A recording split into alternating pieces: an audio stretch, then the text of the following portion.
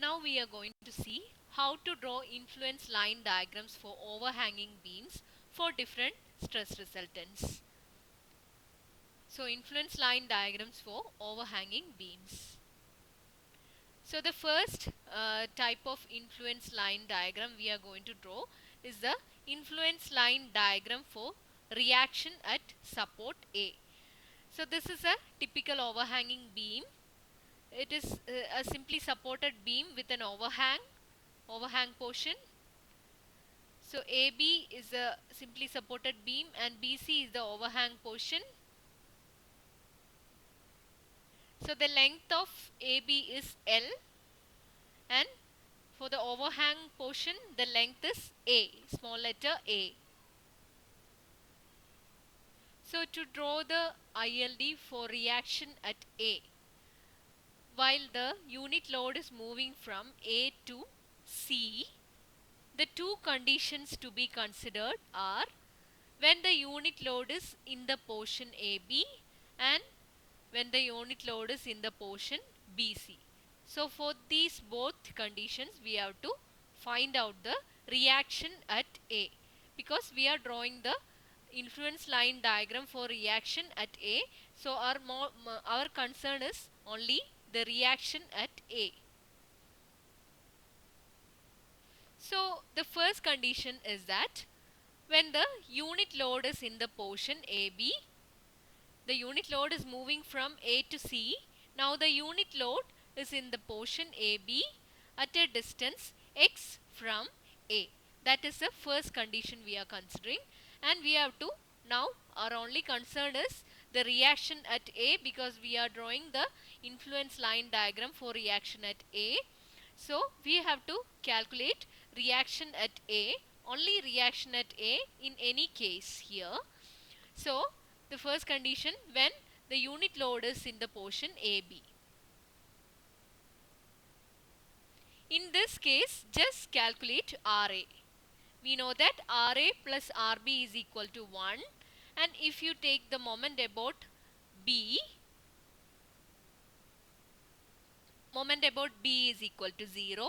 If you use that condition for calculating RA, now RA into L is equal to 1 into L minus X. That will be the equilibrium condition.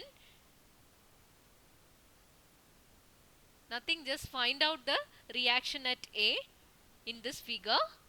It is L minus X by L using the equilibrium condition. So in that we can apply the boundary conditions. So now we got the value of RA. RA is equal to L minus X by L when the unit load is in the portion AB. So the boundary conditions are when X is equal to 0, which means at point A, what is the value of RA, and at point B, that is when X is equal to L, what is the value of RA. So when X is equal to 0, RA is equal to L minus 0 by L, so 1. That is at A, RA is equal to 1. When X is equal to L, which means L minus L by L, RA is equal to 0 at B. Okay, so when the unit load is in the portion AB, we know we get the value of RA as L minus X by L, and we have applied the boundary conditions from X equal to 0 to L. So at X is equal to 0, RA equal to 1, and we get at X is equal to L, RA is equal to 0. That is the first condition we have considered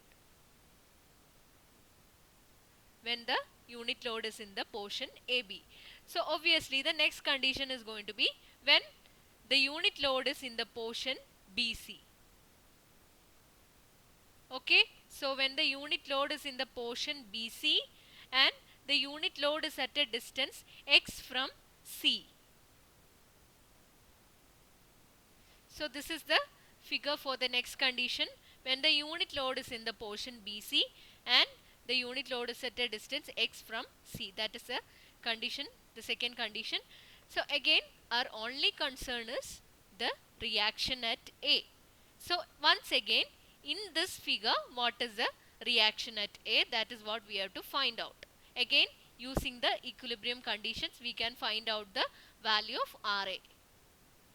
So what are the equilibrium conditions here? Ra plus Rb is equal to 1, and you can take only the moment about A is equal to 0. We cannot take the moment at B is equal to 0, which will be meaningless. So the equilibrium conditions we can choose here are Ra plus Rb is equal to 1 and moment about A is equal to 0. So what is the moment about A? Moment about A will be Rb into L minus 1 into L plus A minus X. The distance between this unit load and A is L plus A minus X. So moment at A is equal to 0 implies Rb into L is equal to 1 into L plus A minus X, which means Rb is equal to L plus A minus X divided by L. And once we get the value of Rb, we can find out the value of Ra as Ra plus Rb is equal to 1. So only thing you have to remember here is that you have to choose the equilibrium conditions as Ra plus Rb is equal to 1 and moment about A is equal to 0. So from that we get Ra is equal to minus A minus X by L. You can do this and see if you are getting the value of Ra is equal to minus A minus X by L. And again, what are the boundary conditions we are choosing? The boundary condition is from x is equal to 0 to x is equal to A. That is the boundary condition, because this condition is valid only for portion BC and we have taken x from C. So x is equal to 0 to x is equal to x is equal to A is the boundary condition. X is equal to 0 to A is the boundary condition. So at x is equal to 0, what is the value of Ra? And at x is equal to A, what is the value of Ra? So Ra is equal to minus A minus X by L. So when x is equal to 0, Ra equal to minus A minus 0 by L equal to minus A by L. And at x is equal to A, Ra is equal to minus A minus A by L, which is 0. So the values, the ordinates are Ra is equal to minus A by L at C and Ra equal to 0 at B. So for both the conditions we got the ordinates already. So at A the ordinate is 1, at B the ordinate is 0, at B again the ordinate is 0 and at C the ordinate is minus A by L. So we can combine all these and get the ILD for reaction at A. The ordinate at A is 1 and the ordinate at B is 0 and the ordinate at C is minus A by L. So we have to draw that in the negative direction. So that is the influence line diagram for reaction at A in an overhanging beam. So the next type of influence line diagram we are going to learn for an overhanging beam is the influence line diagram for reaction at support A. As we have already done for reaction at A, this is very simple actually. So this is a typical overhanging beam.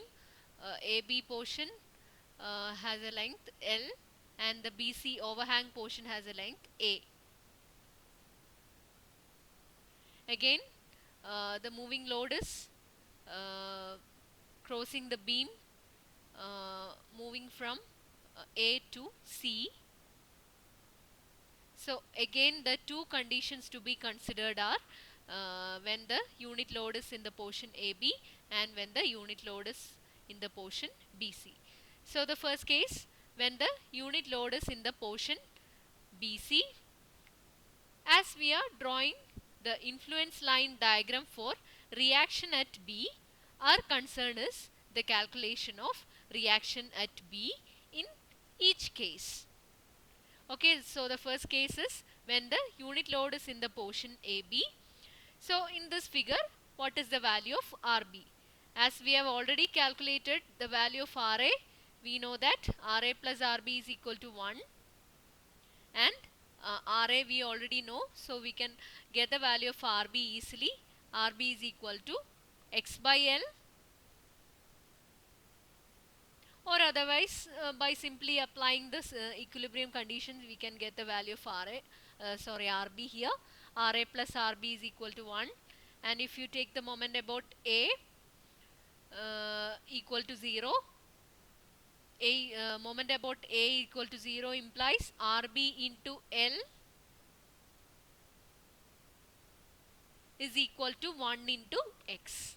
So RB into L is equal to X means RB is equal to X by L. So the boundary conditions are this boundary condition, this is valid for the portion AB, which means X is equal to 0 to L. So at X is equal to 0, that means at this point RB is equal to 0 by L, that is 0, and at X is equal to L, which means at this point at B, RB is equal to 1, L by L 1. So this is for the condition when the unit load is in the portion AB. And the next condition is that when the unit load is in the portion BC, once again the unit load is in portion BC and at a distance x from C, like in the last case. So remember, RA plus RB is equal to 1 and moment about A is equal to 0 are the equilibrium conditions to be considered here. Again we get the value of RB here as L plus A minus X by L. As we have already calculated the value of RA in the last case, we can easily get the value of RB as RA plus RB is equal to 1. Here, or simply the equilibrium conditions are RA plus RB is equal to 1 and moment about A is equal to 0 implies RB into L is equal to 1 into L plus A minus X. So we get the value of RB as L plus A minus X by L. So again the boundary conditions are X is equal to from 0 to A, because this condition is valid when the portion when the unit load is in the portion BC. So X varies from 0 to A. So at X is equal to 0, which means at this point RB is equal to L plus A by L, because X is equal to 0. And at X is equal to A, which means at B RB is equal to L plus A minus A by L, which means L by L equal to 1. So at C, the ordinate of the ILD is L plus A by L, and at B, the ordinate of ILD is 1. So once again we can combine all these ordinates and draw the ILD for RB, because at A the ordinate is 0, at B the ordinate is 1, again at B the ordinate is 1 from the second condition, and at C the ordinate is L plus A by L or 1 plus A by L. So we can combine all this, and this is the influence line diagram for reaction at B. So this is the ILD for RB. The ordinate at A is 0. The ordinate at B is 0 from both the is 1 from both the conditions, and the ordinate at C is equal to L plus A by L. So this is the ILD for RB in an overhanging beam. So the next type of influence line diagram we are going to consider for the overhanging beam is the influence line diagram for shear force at section D. So what is a section D? So again we are considering the same overhanging beam ABC. AB is a simply supported portion and BC is the overhang portion. AB has a length L and BC has a length A. So in that we are considering a point D in the portion AB, which is at a distance Z from the support A. So this is the section we are going to consider. So we have to now draw the influence line diagram for shear force at D.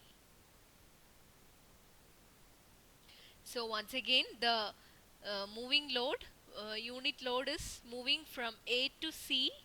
So the three conditions to be considered in this case while drawing the influence line diagram for shear force at section D, we have to consider three cases.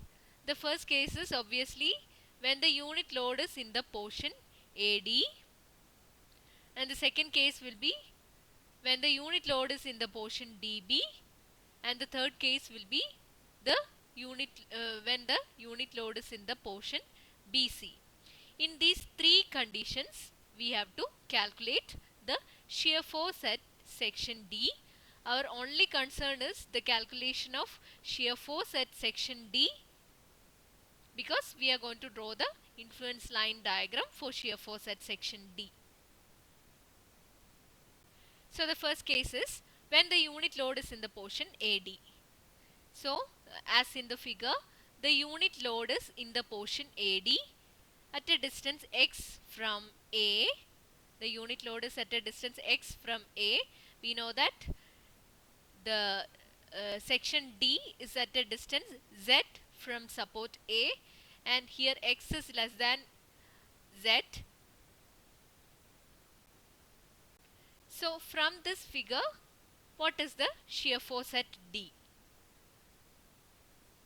We know how to calculate the shear force.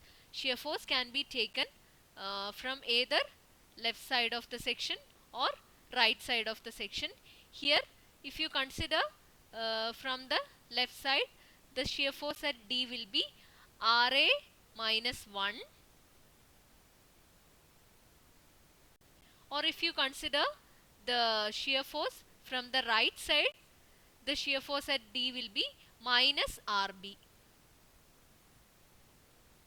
So we can choose from any side, but only one side we can choose. So in this we have taken the shear force from the right side. So in the right side of the section there is only one force, it is RB. So the shear force at D is equal to minus RB, as the direction is negative. But we have to know what is RB in this figure. So in the last case also we have already found the values of RA and RB. So we know that RB is equal to x by L, or from the equilibrium condition we can calculate RA plus RB is equal to 1 and take moment about A is equal to 0. In that condition we can calculate the value of RB. So here don't forget, our only concern is the shear force at D. So the shear force at D is minus RB. So RB is x by L. So shear force at D is equal to minus x by L. Now apply the boundary condition.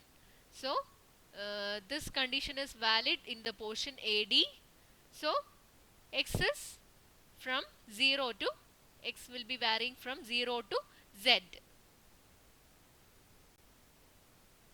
So at x is equal to 0, what is the shear force at D? And at x is equal to Z, what is the shear force at D?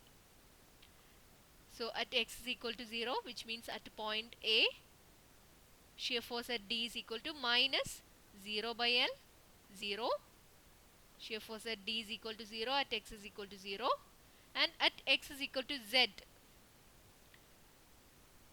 shear force at D is equal to minus Z by L, which means at D, the ordinate of ILD is minus Z by L. And that is the first condition.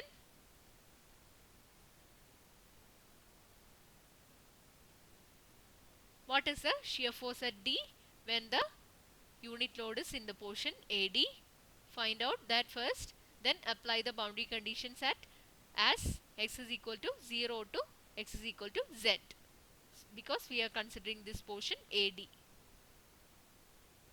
So we got the ordinates here. So moving to the next condition.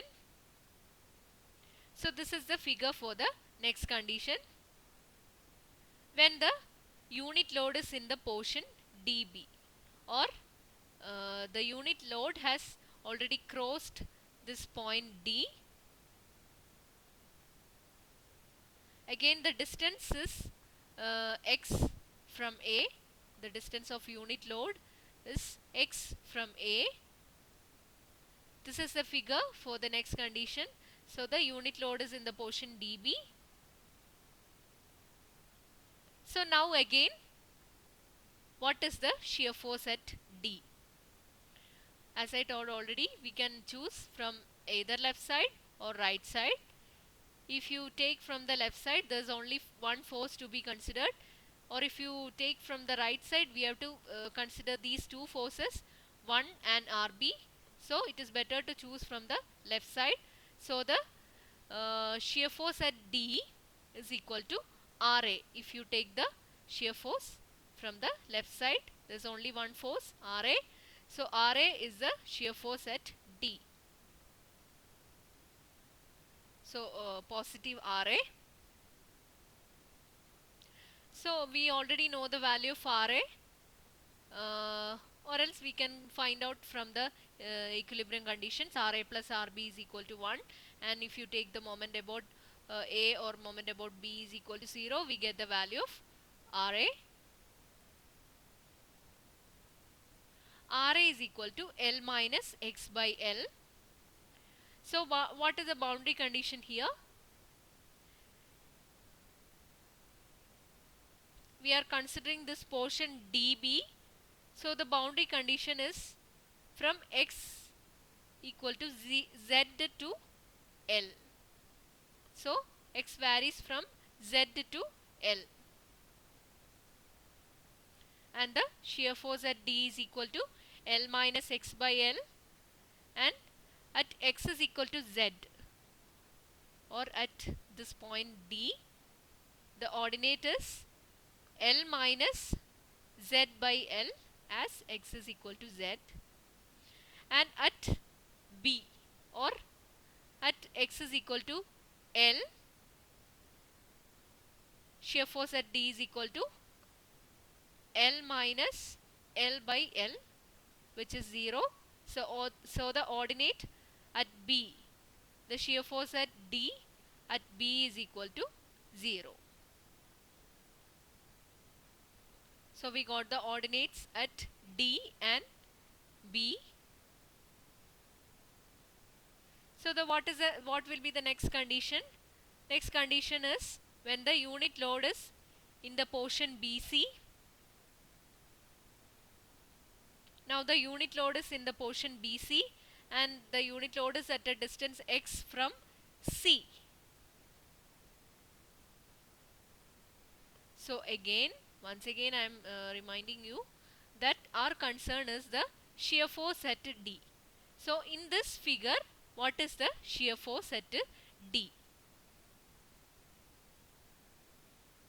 So before going for the calculation of shear force at D, just find out the values of RA and RB in this figure. So RA plus RB we have already calculated in the previous cases, but still I am just reminding you, RA plus RB is equal to 1 and moment about A is equal to 0 are the equilibrium conditions we can take here. So RA plus RB is equal to 1, and if you take moment about A is equal to 0, the condition is RB into L is equal to 1 into L plus A minus X, from which we get the value of RB is equal to L plus A minus X divided by L, and RA is equal to minus A minus X by L. So before calculating the shear force at D, shear force at D is the stress resultant we are considering, and that is what we have to first calculate. But before calculating the shear force at D, we need to know the value of RA and RB. So after calculating the values of RA and RB, what is the value of shear force at D? So in this figure we can choose the find out the value of shear force at D, either considering the left side of the section or the right side of the section. In the left side of the section there is only one force RA, and the right side of the section we have two forces RB and 1. So it is better to choose the left side of the section. So the shear force at D is equal to positive RA. So what is the value of RA in this case? Substitute the shear force at D is equal to positive RA, that is minus A minus X by L. The value of RA in this case is minus A minus X by L. So shear force at D in this case is minus A minus X by L, and the boundary condition is X varies from 0 to A, because we are considering X from C. So X varies from 0 to A. So at X is equal to 0, what is the shear force at D? And at X is equal to A, what is the shear force at D? So at X is equal to 0, shear force at D is equal to minus A minus 0 by L, that is minus A by L. And at X is equal to A, shear force at D is equal to minus A minus A by L, that is 0. So the ordinate at C, at X is equal to 0, the ordinate is minus A by L, and at X is equal to A or at B, the ordinate is 0. So combining all these, we get the influence line diagram for the shear force at D. We got the ordinate at A as 0, and we got two values for shear force at D at D. In the first case, that is when the moving load is in the portion AD, we got the value of this ordinate is as minus Z by L, so that we have to draw here. And in the second case, when the unit load is in the portion DB, we got the ordinate at D as L minus Z by L, that we have to draw here. Now the ordinate at B, in all the cases we got at 0, and in the third case we got the ordinate at C as minus A by L, so we have to draw that in the negative direction. So finally this is the influence line diagram for shear force at D, where D is a point in the simply supported portion AB, which is at a distance Z from A.